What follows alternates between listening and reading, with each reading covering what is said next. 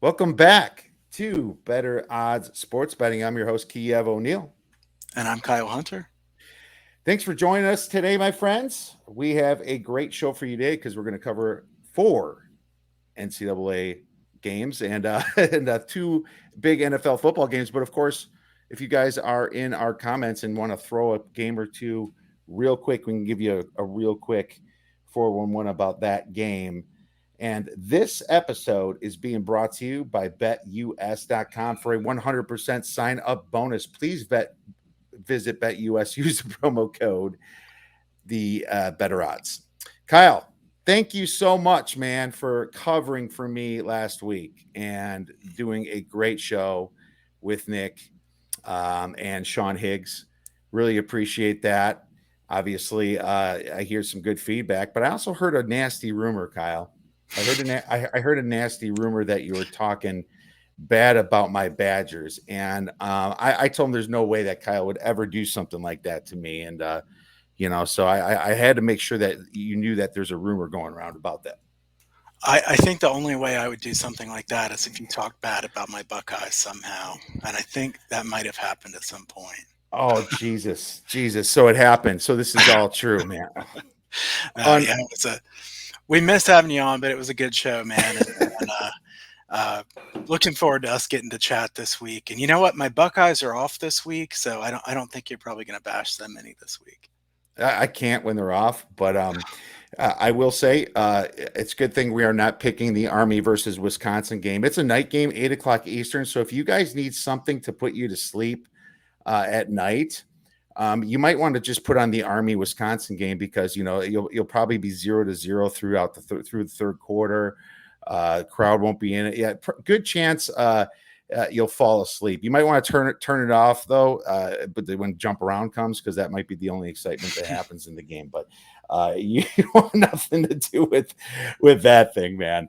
Those offenses are horrible, but we have some better games to talk about today, don't we, Kyle? Yeah, we do. I would say there's not quite as many huge games this weekend as some of the weekends in the past, but that doesn't mean there's not value, right? We have some really fun college football weekends, even without the marquee matchups. And I think we're going to talk about some pretty interesting ones here today.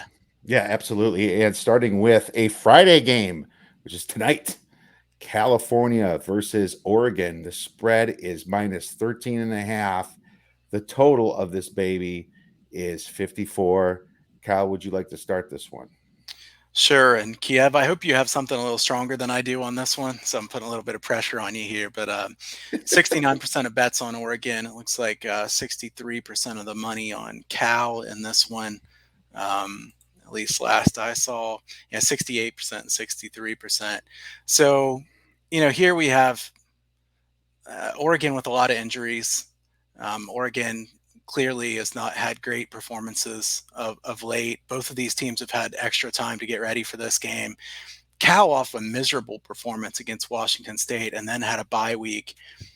Kiev, if they don't show up here, then I can't bet on this team any of the rest of the season because this is like they were totally embarrassed. I know there's some talk about even their coach being on the hot seat. I will say Cal hasn't really been great even before they had Wilcox. So I don't know that he's on the hot seat, kind of like, an Ed Orgeron or somebody like that. But, the thing that really shocked me about this one, Kiev, is the stats for yards per play margin so far this year for these two teams. Cal plus 0.66 yards per play, Oregon plus 0.63. And strength of schedule, Cal's played the tougher schedule. So this makes very little sense when you know that, Cal has struggled, has had some really bad performances. The only reason it makes a little bit more sense is Oregon is plus 11 in turnover margin. So turnover margin says a lot here. Oregon's been able to be benefit quite a bit from turnover margin. And also Cal's defense has not been able to get off the field. 46.91% allowed on third down conversion attempts. My total here was 53, so I'm almost exactly spot on. If I had to bet this game, I'd bet Cal.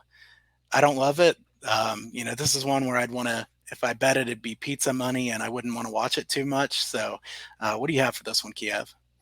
Well, this is a Friday game. It's so funny with these teams. And you're right. I'm glad you mentioned the metrics in here because if you look at the metrics, they're not that far apart. I mean, like you said, there is literally no yards per play margin, which is the biggest tell for me. Now, even if you look at some of the advanced metrics, like for example, offensive passing play success, 91 for Cal, ranking 70th for Oregon. For some reason, Cal's got the number one offensive adjusted line yards, and Oregon's number 32. Let's just look at offensive success rate.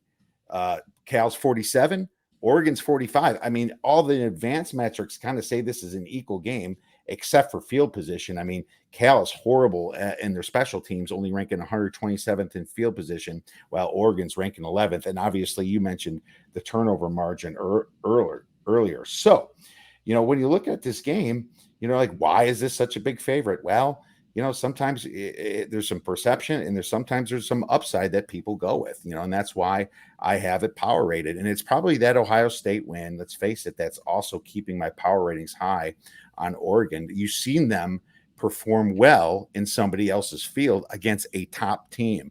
If anybody doesn't have Ohio State still in their top 5 or 6 power rated teams, that's a poor power rating system. So Oregon did that. Now Oregon's coming off a bye, right? So Oregon's coming off a bye. That makes you a little bit more nervous too. But, in saying all that, going back to the metrics, similar yards per play. And if you look at Cal's trends, they're 27-1 against the spread in their last 2018 games as an underdog. That's huge. That is a mass, and that's a decent sample size. If you look at the under, Cal is usually a good under team, 9-3 in their last 12 games as a road underdog. So that's another tell right there. Hard to bet against Cal as an underdog. What they do is dumb it down. They run the ball. They try to take possession of the ball. They play very good defense. Justin Wilcox used to coach for the Badgers. He used to be a defensive coordinator, and he was a fantastic defensive coordinator. And, it really sucked when we did lose him to Cal, but I totally understood it. So that's why Cal's such a defensive-oriented team. They play pretty slow. But, my power ratings say 13. The metrics say a little bit less. But like you, this could be the spot that Oregon comes back. I know Kayvon Thibodeau's suspended the first half for that targeting call, but he'll be back in the second half. So this is just one of those games that Oregon has the opportunity to turn the light bulbs on, right? Put a beat down against Cal and try to bring themselves closer back to that national championship playoff potential, Kyle. So I don't have anything that well. This could be a pizza bet for me as well, but I wanted to mention it because it's a Friday game. Yeah, agreed. This is not I don't think you want to go wild on this one trying to build up a huge bankroll for Saturday. I think there's better options for Saturday, but if you have this one on, maybe you just put a small bet on it, or maybe even look for a live play here. Yeah, look for a live play. That's always fun. If it's kind of going slow, the under is going to start ticking down, but you might have an opportunity to kind of see how the game's pacing here. It's going to tell you right away if Oregon's that bye week's going to make them cover this spread. I think you're going to know right away in the first quarter here. So great point on betting on that angle. Let's look at the next game here. We have Ole Miss versus Tennessee, and Tennessee is now down to +2.5. The total on this, Kyle, is 83 points, man. You are the doctor of totals. Explain this one to us. Yeah, so Kiev, you and I have talked before that I have a couple different totals models that I kind of look at and average these. I had 83 and 85 for my numbers here, and I really considered betting over earlier in the week. I actually think I'll just make a small bet on the over here just for fun, but it's not going to be a premium play or anything like that. This is the highest total in SEC history. I think it deserves to be the highest total in SEC history, right? These two teams are second and third in tempo. And who's going to stop the other one here? I think it's hard to overstate how much Hendon Hooker has really helped this Tennessee offense. Milton wasn't doing it. Hooker much better there. So I think that, it would surprise me if Tennessee can't score a lot on this Ole Miss defense, which looked like they were improved, but they were really playing some pretty weak offenses. And here lately, they've been pretty exposed. They've given up 6.67 yards per play in their 2 SEC games. That's Bama and Arkansas. They're 93rd in PFF rushing grade on defense. And Tennessee run game should be really good here. I think they'll run and play very quickly.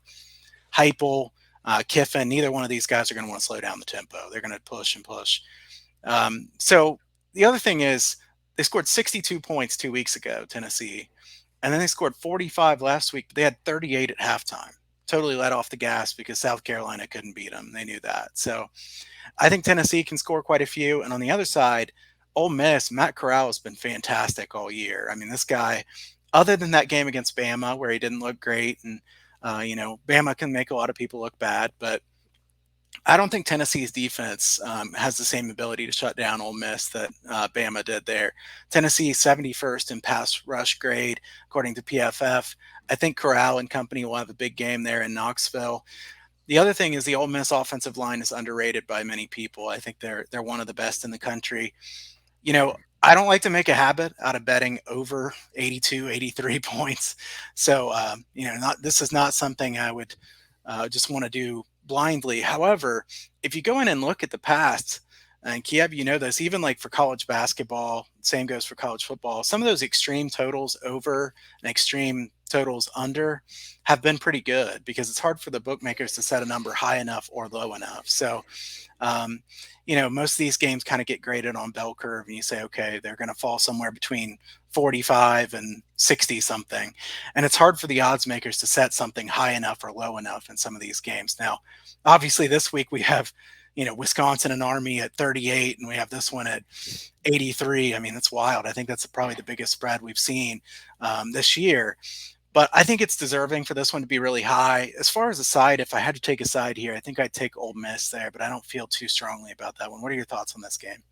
And being a Badger fan, I should just bet the under in that game and the over in this game to show how the extremes work, right? Yeah. It's funny if you would have asked me before this year what the biggest total in a game would be, I would think it'd be Mike Leach facing, Ole Miss. But Mike Leach has slowed it down. He's down to 27 seconds per play now. It kind of scratches my head a little bit. It's like he's really slowed his game down, from his Washington State game days and was it Texas Tech before that? It's just amazes me. But Mississippi's got the number 2 tempo team, 20.79 seconds to Tennessee. It was 20.91 at number 3. I think it's that'd be like Western Kentucky or Marshall's number 1. It's one of those two. I can't remember. They kind of flip flop a little bit, but massive pace. So, looking at this pace, I had to run it through my algorithm, buddy. And, I want to get an exact number. And I got to tell you, it spit out almost exactly what it should be. I have Ole Miss winning this game 43.5 to 40, according to my algorithm. I mean, that's like right on the number here, right on 83. You know what I wonder, Kyle, is what would have happened if they opened this game up at 85? What would it go down to 83 or would it go past? Because this opened up at 78. And so me and you, of course, are scratching our heads being like, let's see if there's contrarian money bringing this down. And it didn't. It went up. So it's just always fun to think about what would have happened if it opened at a different number. But the reason that I won't bet Ole Miss under the 3, since I have them winning at 3.5 points and the spread is 2.5, is that Tennessee is 6th in offensive rushing success rate. And Ole Miss is 121st in defensive rush success rate. They can get beat in the clock run against them. That is what makes me almost lean to the under and the Tennessee side. Now, this is in Tennessee, but then you also have the Lane Kiffin revenge angle, and Matt Corral is possibly the best quarterback in all of college football. That worries me too. Now, I know Tennessee has been improving, but are they quite up to Ole Miss stat? I think 3 would be a perfect spread for this almost, but I'm going to lean on the Tennessee side because of the running game. But unfortunately, it's right at my number, buddy. Yeah, so it sounds like neither one of us is going to have a big play here. I might just put the pizza money bet here on the over, and maybe you'll have a pizza money bet on the under or Tennessee or something like that. So if this one goes under, then bummer. The kids won't get a pizza next week or something like that. But, bummer. Maybe they'll have to use one of those freezer pizzas. Yeah, that's a downgrade for sure. But so burned, man. Poor kids. Well, you win and get that delicious. What's your favorite? Papa John's or ours is Barrows. So yeah, the kids always want stuffed crust, so we have to get like Papa John's or Pizza Hut stuffed crust if we're going to do something like that. So, but that's not too expensive. So I'm talking small here. We're not breaking the bank on anything here. Oh, wonderful. Let's move into the next game, which is another big matchup here. Oklahoma State is facing Texas, and I have Texas about 4-point favorite here at home. The total on this is 60. Now, this is an interesting spread, too, because I think it went down some. And let's look at just what the Action Network shows for this game. Of course, there's like 50 Texases, and it actually has the sharp money on the Oklahoma State side. I think they're using a number that was from a while ago. It was 3.5, and Texas did good for a while. The look ahead, I saw it at 5 earlier. Now it's back to 4, but you can see that a lot of money has come in, at least on the Oklahoma State side. 56% of the bets on them, but 79% of the money. And I think there's reason for that. I think that some of the metrics are favoring Oklahoma State because, for one, they're coming off the bye. Sharp people like teams coming off the bye. And if they want to have a chance to win this game, they're going to have to run the ball and control the clock. Well, Texas gives up a poor 5.4 yards per rush. And Texas is just so lethargic, so Jekyll and Hyde. They're up like super fast. And then on that Oklahoma game, they scored, what, 3 points the second half or something? Or was it 7? It was not much. Completely blew that game. I mean, that's how Texas is. You saw that game against Arkansas, but then you saw them beat TCU and a couple other teams, and you see that Sarkisian offense. They're just so back and forth. High variance game, in my opinion, because of this. My power numbers have Texas only at -2, though. And so I'm going to lean Oklahoma State here. But Spencer Sanders, he has not been throwing the ball well. And I don't know what they're doing on the bye week to fix that, but they're only ranking 71st in passing success rate and 41st in EPA per pass. And Oklahoma State certainly had the easier schedule, Kyle. If you look at their schedule, you would agree that Texas has had a lot harder. So, I mean, 4 is a pretty good number here. If Oklahoma State plays their cards right, I think that they can cover this spread. But unfortunately, man, for me, another one that I'm not going to play. So I like this one a little bit better than the other ones that we've talked about here so far. I like Oklahoma State some in this one, and I also kind of lean to the under here, just because Oklahoma State is going to want to run. Like you said, Spencer Sanders has been terrible throwing the football. I don't think that they want anything to do with throwing here. And Texas does give up a lot, as you said, on the ground. So I think Oklahoma State's rushing offense, that really hasn't been very good, may have more success here on the ground than what they've been having. The other thing is, Mike Gundy's been a really good ATS moneymaker. Actually, if you go back since 2005, if you bet on every single coach, every game that they had played, there's only one coach that would have made you more money if you bet $100 on their team every single game. That's Hugh Freeze. It's been a huge money maker. And second is Mike Gundy, 107 and 82. That's 56.6% ATS. Obviously a large sample size. The other thing, Kiev, I like about this is Gundy is an underdog. 14-4 against the spread in the last 5 years as an underdog. His team has won 11 of those games outright. Also, 9.3 points per game they're covering those spreads by. So it's not been close. I think they're going to be ready for this game. And if you look at situationally, my power numbers on this game, 2.5. So we're pretty similar here on this one. I have to say that situationally, it couldn't be worse for Texas, couldn't be better for Oklahoma State. Texas coming off that absolute heartbreaking loss.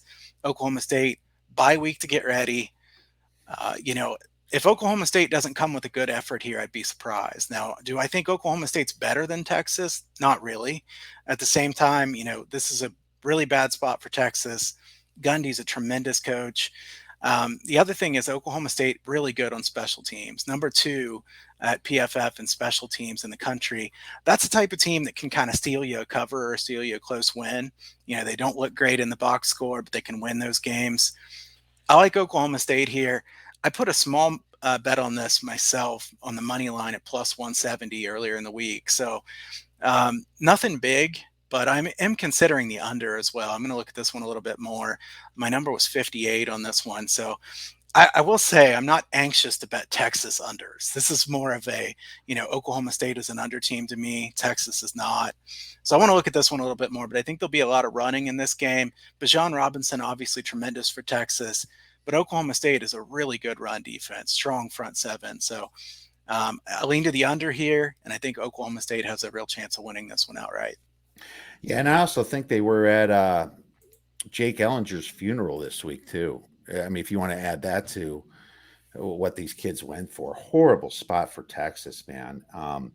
I unless it's a motive, unless it's like let's win one for Jake type thing. I don't know. Hard to That's just tell. another thing that and like you said, great. The under's 23-8, and the Cowboys' last 31 games as a road underdog. So that really goes to that angle, doesn't it? And Cowboys are just a good ATS team themselves. This game is offense, Texas's offense versus Oklahoma State's defense. That's what it really is. Because if Oklahoma State's defense wins out here, they're going to win this game. They're going to win it outright. It's just how much. So a low spread like this you can make your decision just based upon if you think Texas has the firepower or if this spot is so bad and Oklahoma State cleans a few things up that they could come in and win this game. So very interesting game. I'm excited to watch it though, for sure. Let's move on to the next one then. ASU versus Utah. Utah is about +1. The total on this is 51, Kyle. You selected this baby, so I'm going to let you go first. Maybe you have something on it. Well, I think this is a great game. First of all, this is one of my favorite ones to watch for the weekend. I think Arizona State's the best team in the Pac-12. I think kind of people slept on them a little bit earlier in the year. Look, Herm Edwards has done a really good job here. Having said that, Whittingham, a tremendous coach, not a guy I really like to bet against. So this is a tricky one in that I think Arizona State's a better team, but I think Salt Lake City, really good environment, tough, big home field advantage. So Cam Rising has helped this Utah offense be better. Brewer really didn't work out very well for them, and that kind of surprised me, to be honest. I thought he would do well there. Arizona State 16th in yards per play on defense, 23rd in success rate allowed. So can the Utes offense look really good again this week?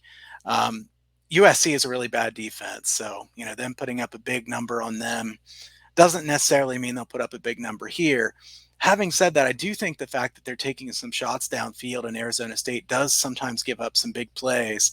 I think Utah can score enough points here. And on the other side, Arizona State, big advantage running the football. This is a team that has really been running it very well. Third in rushing play success rate. Utah, really surprisingly low, 66th in success rate allowed on the rushing plays on defense. So I'm surprised Utah hasn't been better than that. Usually they're strong on the defensive line. Arizona State's been able to run on basically everybody this year. I think they'll be able to run again here. I have to take the over if I take anything in this game, over 51. I don't love it because the tempo is not fast enough for me to love the over here. But I think the two teams can be efficient enough that we see a decent high-scoring game. The other thing is overtime is certainly a possibility in this game, whether the lines at pick or one. And I think this will be a very close game. So I really don't have any opinion on the side, but I think the over could be a good play. Yeah, this game is so interesting to me. I mean, ASU plays pretty slow, 29 seconds per play.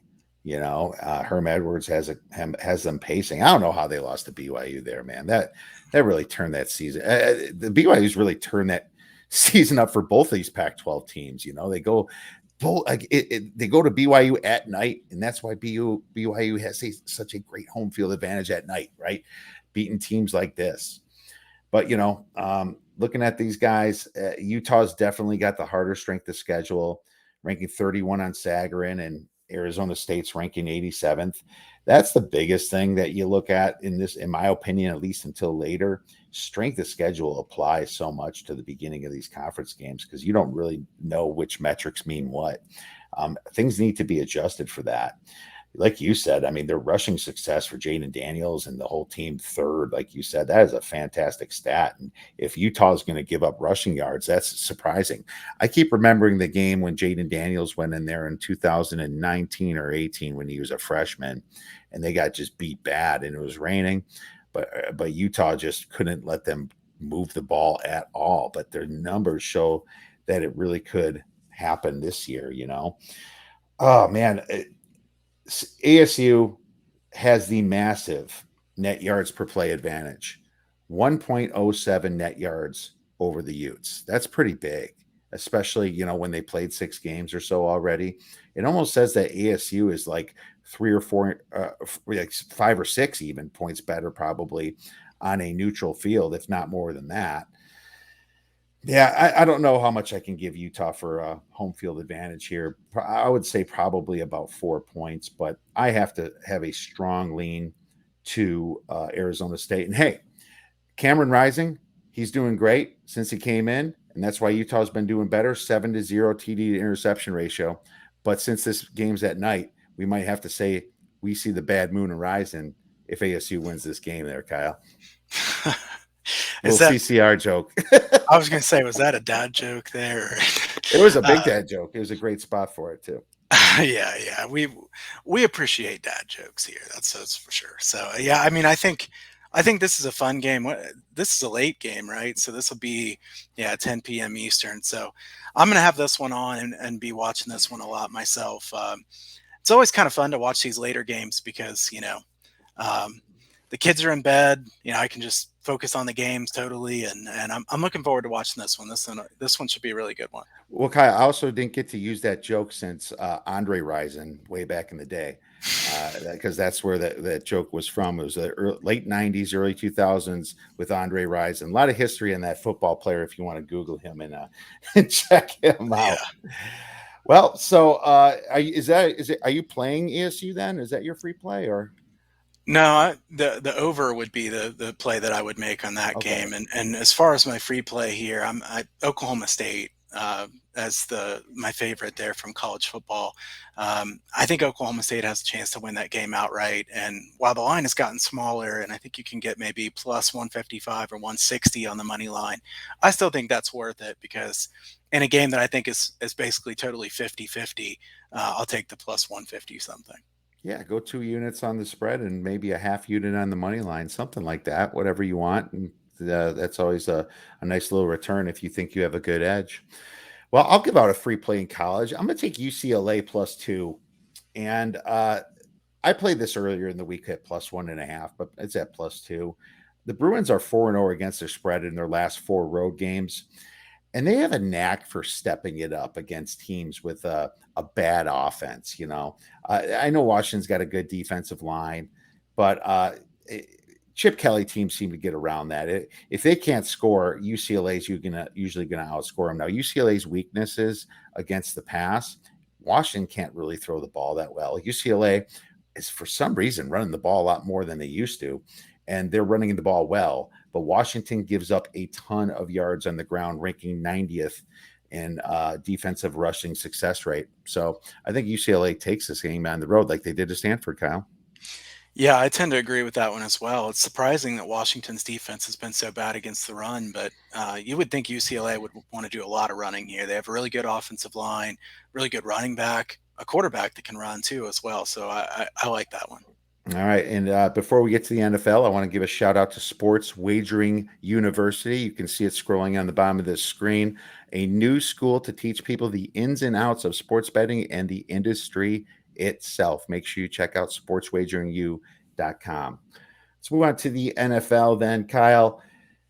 Starting with your favorite game on the card, Seattle versus Pittsburgh, right? -5, total 42. Kyle was actually, just so you guys know, Kyle was actually begging me to bring this to replace this with a different game. He tried, but I said no because I think it's important that people don't get the urge to necessarily jump on a side here, and there's a few reasons why. So I will take the brunt for this, Kyle. I do apologize, but I mean, this was like an 8-point adjustment from the look ahead line. And is the difference between Russell Wilson and Geno Smith 8 points? Maybe 6. I'm not sure if it's 8, but at the same time, I never, ever fade a team that just lost a star player. Because and this is in college basketball too, because everyone's tempted to do it. It's like, oh, their players out. The next game, the rest of the team steps it up big time. It's a big spot. It's a motivational spot. They know that they have to perform. They're not trying to lose the game. They want to perform for Gino. They want to perform for their fans. They're looking at themselves. That's usually what happens, and it's an extra bump in this situation. Now, there's also not a ton of Geno Smith tape up there minus the preseason. In the preseason, he was terrible, but he was also playing with a lot of second and third string people. And then once Pete Carroll put in Russell Wilson to start that last preseason game, they sure did well, didn't they? But here's the thing. I think Pete Carroll's smart enough to drop some misdirection stuff, some rollouts, where Geno has an option to run a little bit, play action. They're going to be running the ball a lot too. I think they're able to get some yards against Pittsburgh and maybe frustrate them a little bit, And Geno Smith, this could be the game. Like I said, the team steps up around him and he plays out of his mind. But one thing I will say about the Steelers is they've gotten a lot healthier on defense. And even though Juju Smith-Schuster's gone, they still got Johnson, they still got Claypool, they still got Washington, they still got a couple other pass catchers there, right? TJ Watt's playing, man. Even at this massive number, it's hard to play to Seattle. I think this is one you wait on, and if it gets up to like a 6 or 6, probably a 6.5, you might have to just play it anyway. But man, I'm just going to give a lean to not playing it at all. But I mean, it's just what if Geno Smith is terrible? That could happen too. So I'm probably not going to play it. But the adjustment's massive, Kyle. Yeah, I would have said probably 7 points is about what I would have thought the adjustment would be. And, Geno Smith played pretty well when he came in last week. I don't know that means that much because the Rams were ahead and kind of playing that prevent defense. The thing is I can't lay 5.5 points with Ben Roethlisberger at quarterback. I mean, we know that the Steelers defense is good, definitely very good. And they have playmakers around him, but Roethlisberger is a problem, and not in a good way for the Steelers. He used to be a good quarterback, certainly isn't anymore. This is one where, I have some angles that suggest the over would be a good play based on it being a non-division game, not much wind, but gosh, can you really take the over with Geno Smith and Ben Roethlisberger here? I can't do it. Somebody else will have to do it and see how that angle works because I'm not going to do it. I have to tell you, if this one goes up to 6.5, maybe I'll just take Seattle with just a little bit of money here because my lean here would be Seattle, but I would hate to watch this game, Kiev. There's got to be something better to do Sunday night than watch this game, right? Yeah. There's probably a lot better things that you could be doing, but I just wanted to make those points about this game, Kyle. I think it's important to tell listeners that the time to fade Geno is next time. I hope Seattle does win this game because you want to come hard against him next time when they're all high and mighty thinking everything's okay. That's an important spot when it comes to the betting football here. Let's move on to the next game here. This one's fun. Buffalo versus Tennessee. Now, I have a play on this one, Kyle, but I'm going to let you go first so we can have a disagreement or an agreement. I was going to say, so usually we agree more than we disagree, Kia. We're assuming disagreement. Okay, so no, I'm not really assuming. So I'm not betting a side here. I don't know. Is yours a side or a total? It's a side. Okay, so we're not going to disagree. We're not going to agree either. I think if I had to bet a side here, though, just for the sake of either agreement or disagreement, I'd probably have to take Tennessee, hold the nose, because Buffalo has played so well. Their perception in the market, could it be any higher at this point? I guess my question for you is, do you think Buffalo is the top 3 or 4 defense in the NFL? Or do you think Buffalo, because they're number 1 yards per play allowed so far this year. Do you think Buffalo is that good defensively? Yes. And I think they're also number 1 in EPA margin. That game against the Steelers really didn't move the ball against them either. It's just that their offense screwed up and just for some reason, it was just a weird first game, And you look at their schedule, and a lot of people said they played some easy teams. Well, look what they did at KC. Look what their defense did at KC. Their defense has way better athletes than Tennessee. It's a complete mismatch. Okay, so I think I would bet the over in this game. And I think the Bills defense is good. I don't think they're top 2 or 3 defense in the NFL. I think that'll probably show long term that they're much improved, but not this good. The other thing is Ryan Tannehill has just been an absolute over machine. If Ryan Tannehill's in the game in the regular season with the Titans, the over is 27-7. So, um, it's hard to bet the under in his games. I know this total is pretty high. It looks like weather won't be a big issue, at least so far. Certainly check that later because it's a few days away. But I would take the over if I were taking anything because Tennessee's defense is bad. I don't think they have much of a chance of slowing down Josh Allen, this Bills offense.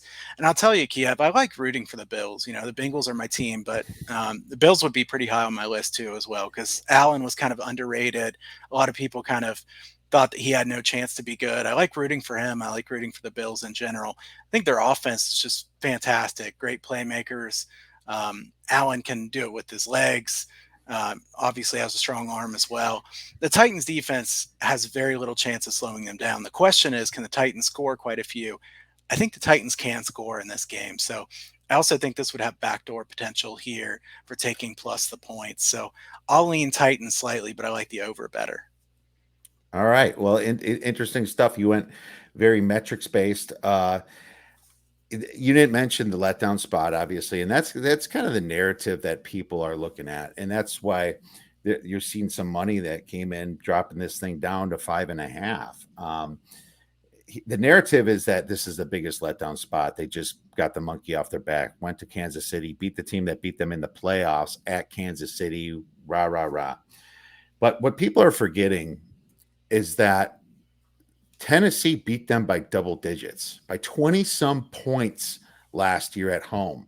So maybe this is much less of a letdown spot and more of a unfinished business spot for Buffalo, circling this game, saying we're going to take out the people that took us out this year. That's what I'm seeing here. Now, the weird thing is I come up with an efficiency algorithm, as you know. It's way higher than my power rating because my power rating has Buffalo -7 in this game. 31-19 is my efficiency score. And I'm like, why is it 12? What the hell? They're not playing Jacksonville, But then you look at some of the numbers here. In DVOA from Football Outsiders, Buffalo is number 1, and Tennessee is number 26 in DVOA. And that adjusts for strength of schedule. That's a pretty good power rating without the actual difference of numbers that I like to look at here because it's based upon the importance of yards and efficiency. That's what I love about what Football Outsiders does. Now I look at the EPA margin, but Buffalo is number 1 in EPA margin on defense, around number 6 or 7 on offense. Tennessee's number 22nd on defense and in the teens on offense. And now the other narrative, well, they're getting their wide receivers back. Well, how does Buffalo match up? They have Diggs. They have Sanders. They have some pretty good wide receivers too, and they have a better offensive line than Tennessee. Tennessee has not been blocking that well. Now, if you look at yards per play, Buffalo's got a massive plus 2.4 net yards per play over Tennessee because of the better athletes on offense and defense. So I'm thinking maybe my efficiency algorithm's a little bit closer. So after looking at all this stuff, I was glad it went down to -5.5 because I played Buffalo here. And I think Buffalo takes care of them good. And I think Tennessee looks a little bit flat. And Buffalo played them last year, so they know what to expect. So I'm taking Buffalo -5.5 with my free play. All right, that's fair. I don't think I'll bet Tennessee as a premium or anything like that.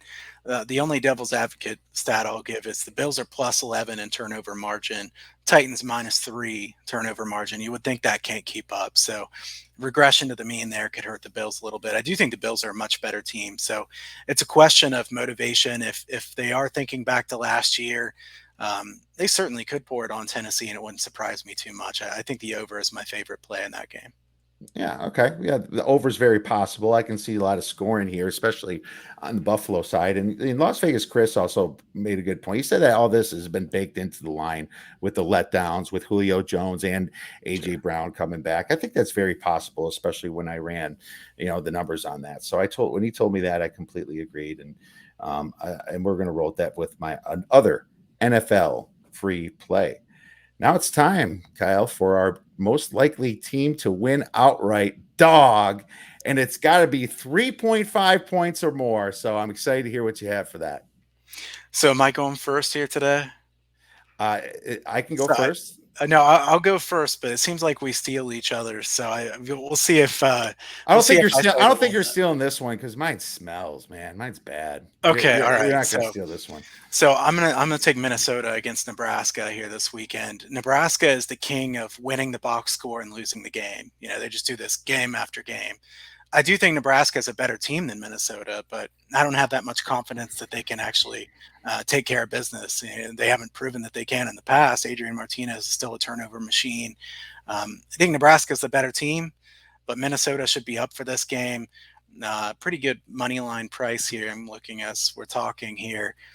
Plus 165 in that area, plus 170 a couple places. So, yeah, pretty good plus money line price here on Minnesota, a team that is pretty well coached and I think certainly has a chance in this one. So I'll take Minnesota against Nebraska. All right. No, you hit it right on Nebraska there. They are a box score machine that loses games, and that's been tough to bet on them as a favorite for sure throughout the years here under Scott Frost. Well, I'm going to the NFL, and I don't know if you want to even watch this game or wake up for it because it's an early one, but I'm going with the Jaguars here against Miami, and it smells, but hey, it's at the 3.5. So it qualifies. So it's about plus 140 ish, plus 145. Maybe you can find plus 150, shop it around a little bit. Here's the thing Jacksonville, from a defensive perspective, is bad, but Miami, for some reason, is almost as bad. I mean, for their metrics are terrible this year, and their corners are getting beat. They're not having that pass rush we saw from last year. They also had some injuries at defensive end, and that's possibly why. But they also have played a very easy slate of quarterbacks last year, and that's not happening this year. Now, of course, Trevor Lawrence is a rookie and everything, but Jacksonville's due. This is a place that Jacksonville plays at every single year in London, you know? And like Raphael said in my podcast, I don't know why we're so mean to foreign countries sending them teams like this. Yeah. But Jacksonville is actually better on offense metrically by Miami, and it's by a few spots. It's not like it's bad.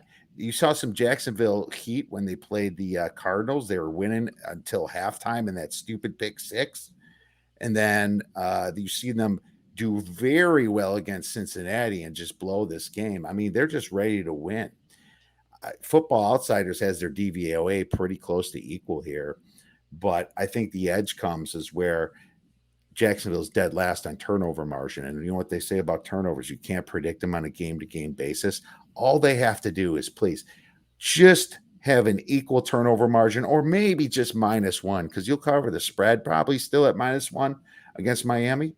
And at 0, I think you're winning this game if it's equal. Now, they say Tua might come back, but why is that good? The guy hasn't played much all year. And why would you put him back in the London game? It's just such a weird spot to put him back yet. I think Miami's pretty injured as well on offense. Some of their receivers are banged up. Yeah, I'm going with Jacksonville here, buddy. I don't disagree with it. I mean, it's obviously a hard one to take. Jacksonville. You're back in Urban Meyer and his Jaguars there. I think that Jacksonville is better than their record would indicate.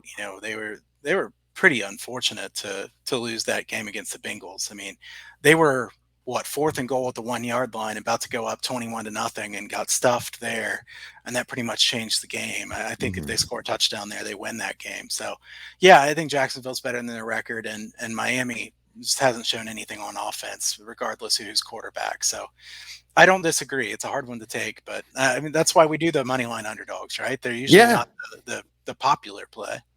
Well, sometimes you just got to hold your nose, and instead of looking at their names, you go teams B and team C, Sure. team A, and look at their stats and metrics and what they've done. Sometimes people just got to get past the name of them, and just kind of like Kansas City this year. I've won quite a few bets going against them. just because you try to forget their name and see how many problems they have on defense. That's an important way of looking at it. Now, the Soldier Field behind me, the Bears are playing the Packers. I'm not touching this game, just so everyone knows, but what I will say is the Packers defensive coordinator, whom they fired because of that playoff choke, he works for the Bears now. So he does know this Packer offense some, and he knows Matt LaFleur some. So I'd be very careful for Packer backers right now in this situation. I just wanted to throw that out there. I'm not like I'm throwing the farm on the Bears this week. Yeah, I don't know what to make of that game. I don't think I'll bet anything on that one, but it's certainly an interesting rivalry game. So always one that's good to watch. All right, Kyle. Well, thank you so much, man. We came back and we finally back together doing this awesome show. I really appreciate all your input, and I'm sure the listeners do. Where could our viewers and listeners get your premium information or just information in general? Yeah, Kiev, it's always a good time doing this show. We always have some good laughs, some good insight. I hope the viewers certainly can get quite a bit out of it. But go over to huntersportspicks.com. You can sign up for my free picks newsletter over there. It's been a great season so far. I'm not one to really tout myself very well. I'm probably not very good at that compared to a lot of guys, but 30-8 so far this year in college football. So a great start to the season. Kiev, we know I can't keep hitting 30-8 runs, but my track record in college football is good. And you're like number one on all the boards, man. Kyle Hunter. I am right now. Obviously, that won't always be the case, but my long-term track record is really good. I've been playing a lot of totals, and totals are definitely my strength. So only have a couple plays up for Saturday so far, but I'm going to add some here later today. I think it's going to be a little bit lighter card than normal, but we'll have several plays up. I already have a couple NFL plays up as well. Also, check out sportswageringu.com. Kiev mentioned it earlier. Kiev, I'm looking forward to working with you on that, and I think we're going to have a lot of fun trying to help people out in the community there and with the classes. So check that out as well if you haven't already. Yeah, make sure you check that out. And if you want Kyle Hunter's just totals package, you can get that over at theoddsbreakers.com. And you can get my packages as well, which is basically just a membership. The way we do it, you sign up for Kyle, you're a member of the Odds Breakers with Kyle and his plays and the merchandise we give you. It's like a little club. You'd be a member if you could choose me. I'm more than happy to do that as well and give you my plays as well. Also, this is just free information at the Odds Breaker. If you just want free plays from some members, it's there for you. If you want tips and education, we have it on the bets and infos tab as well. So make sure you check us out at the Odds Breakers. Thank you so much for viewing this show. Tweet us if you have any questions. Enjoy the games this weekend and go get some winners.